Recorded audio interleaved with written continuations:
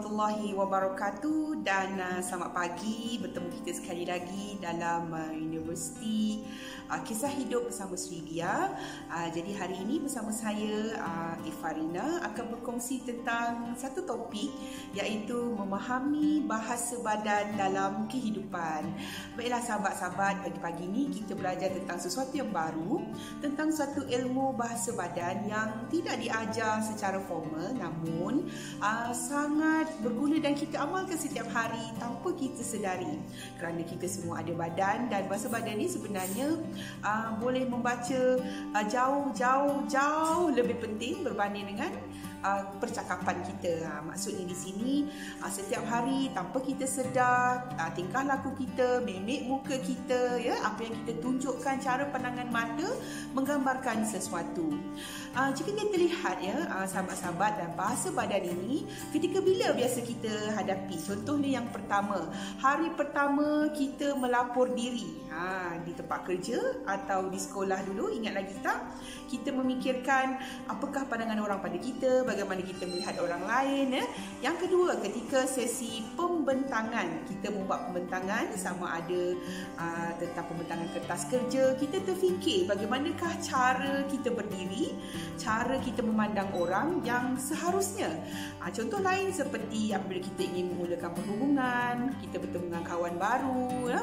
Kita ingin bertemu dengan bakal mertua kita dulu, ingat lagi tak? Bagaimana kita nak mengadap bakal mak mertua, kita nak berinteraksi dengan suami atau isteri jika kita baru berkahwin. Jadi bahasa badan ketika itu memang sangat penting, ya, kerana bahasa badan yang salah boleh mengeratkan hubungan, bahasa badan yang salah mungkin menjauhkan hubungan, bahasa badan yang salah mungkin menyebabkan salah faham. Baiklah sahabat-sahabat, sebenarnya di dalam bahasa badan ini ada dua perkara asas yang kita namakan decoding dan encoding. Apa maksudnya itu, ya? Okey, decoding ialah bagaimana kita melihat orang lain, kita mentafsir bahasa badan orang lain, ya. Encoding pula bagaimana kita ingin menunjukkan diri kita ataupun personal branding diri kita, untuk kita mahu orang melihat kita bagaimana. Contohnya kan, bila kita berjalan-jalan di luar, kita melihat orang tu sedang muka munyuk macam ni, kita ada satu tafsiran. Mungkin orang tu sedih, ditinggalkan kekasih atau bergaduh dengan suami contohnya. Atau kita pula bila kita keluar daripada rumah, kita memandang orang begini, kita jeling orang atau kita senyum dengan orang, orang akan melihat kita, dia tu nampak peramah, dia tu nampak sombong. Itu maksudnya decoding dan encoding. Dan sebenarnya kalau kita tak buat apa-apa pun, orang tetap ada pandangan mereka terhadap kita. Namun sahabat-sahabat, sebelum kita membaca bahasa badan, ada 4 perkara asas yang menjadi panduan. Kita namakan ini sebagai 4C. Okay. Yang pertama adalah contextual, ataupun kita perlu melihat secara keseluruhan. Sebagai contoh, kita melihat orang tu berpeluk tubuh, kan? Apa tu tunduk macam ni, kita mungkin ingat dia sedih. Tapi bila kita lihat sekelilingnya, ketika itu mungkin dalam suasana yang sejuk, ketika itu mungkin waktu malam. Jadi sebenarnya dia bukannya sedih, dia bukannya kecewa, tetapi dia sebenarnya dalam keadaan kesejukan. Itu panduan yang pertama. Kita nak baca bahasa badan, kita tengok keadaan sekeliling, pagi, petang, siang, malam. Okey, waktu tu di majlis apa, tu maksudnya. Okay, yang kedua adalah dari segi budaya. Untuk membaca bahasa badan, kita kena tengok budaya. Contoh, budaya kita orang Melayu, bila kita bersalam, tu tanda kita hormatlah kan. Tapi kalau orang Jepun, dia menundukkan begini, ya. Contoh orang Argentina, dia melaga-lagakan pipi apabila bertemu. Okey, orang New Zealand, okey, dia dahi ni bercantum, lepas tu laga-laga hidung. Itu cara dia, ya. Maksudnya dari segi budaya. Okey, yang ketiga adalah dari segi kluster. Okay, dari segi kluster maksudnya kita lihat bagaimana satu-satu tempat itu mengadakan dia punya menunjukkan bahasa badan dia, pun tak sama juga, ikut tempat-tempat tertentu.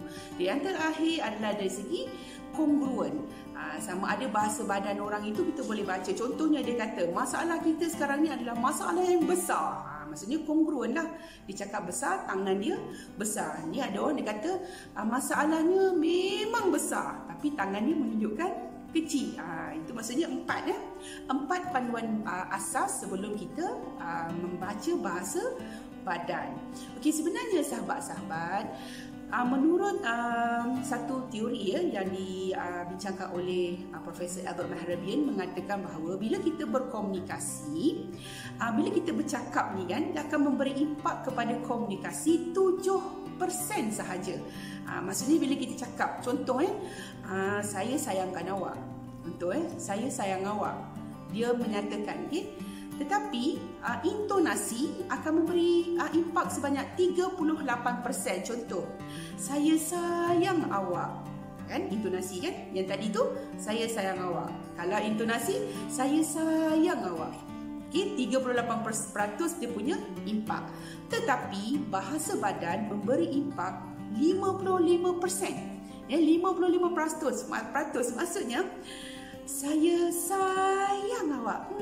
Macam tu kan. 55% impak dalam komunikasi. Jadi selepas ini, bila kita ingin komunikasi itu lebih berkesan, lakukanlah dengan verbal, campurkan dengan intonasi dan dengan bahasa badan sekali. Kerana bahasa badan yang paling power. Okey. Baiklah sahabat-sahabat, hari ini saya ingin berkongsi tentang bahasa badan yang selalu kita lakukan sehari-hari ya. Jadi saya ingin berkongsi dalam 6 perkara. Ada banyak sebenarnya, tapi dalam masa yang terhad pagi-pagi ni semangat ya. Okey, yang pertama, cara tersenyum. Bila kita tersenyum atau kita melihat orang tersenyum, kita boleh melihat pelbagai jenis senyuman. Ada senyuman fake macam ni. Senyuman fake. Tapi kalau senyuman yang ikhlas, kita boleh melihat matanya menjadi kecil ya. Otot-otot macam ni kecil di sini ya, akan tertarik. Sebab ada 2 jenis otot di sini dan otot mata, zigomati. Jadi maksudnya sahabat-sahabat, bila kita tersenyum, berilah senyuman yang ikhlas. Sebab orang boleh baca dan kita pun boleh tengok. Ada orang bila dia tersenyum, kau suka ke tempat ni? Contoh, dia pun jawab macam ni. Tu senyum ikhlas ke tu? Kita boleh baca dia. Itu sebab bahasa badan dari segi senyuman pun ada tu, sebab ada istilah senyum kambing kan. Maksudnya begitu. Jadi bahasa badan merangkumi senyuman. Okay. Yang kedua adalah bagaimana cara kita membawa diri kita, mempamerkan diri kita dari segi open posture, terbuka. Contoh, apabila sahabat-sahabat ingin membuat persembahan atau ucapan, ada 3 hotspot yang sahabat-sahabat perlu jaga, iaitu halkum, perut dan juga bahagian bawah ni lah. Nak sebut pun segan kan. Okay. Maksudnya apabila kita bercakap, kita perlulah membuka postur kita, ya, hotspot kita. Bila bayangkan kalau kita bercakap sambil hari ini saya nak bercakap tentang cara-cara masak ayam kurma. Kita tutup, kita nampak tidak berkeyakinan.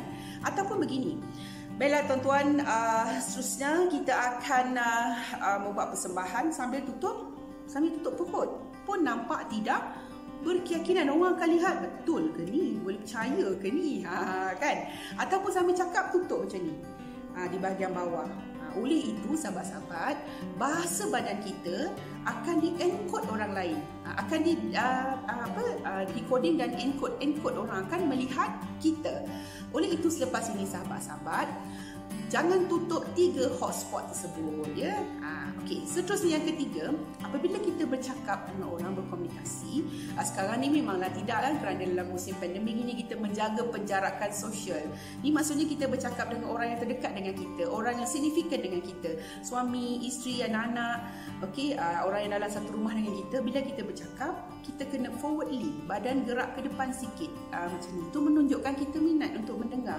Cuba kalau bayangkan kita bercakap tapi kita menandang ke belakang, macam kita tidak berminat. Jadi kita kedepankan sikit badan kita. Seterusnya sahabat-sahabat, yang keempat, pandangan mata ataupun eye gazing.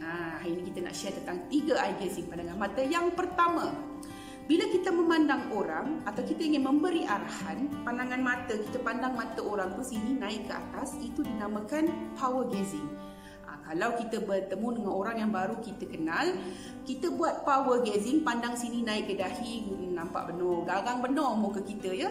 Jadi macam mana kita tukar kepada pandangan mata yang kedua, iaitu social gazing. Pandang mata sampai ke hidung. Kita pandang sambil pandang ke sini. So nampak pandangan mesra, pandangan ingin berkenalan, pandangan ingin berkawan ya, berbanding kita buat power gazing. Kalau kita nak beri arahan, buatlah power gazing ya.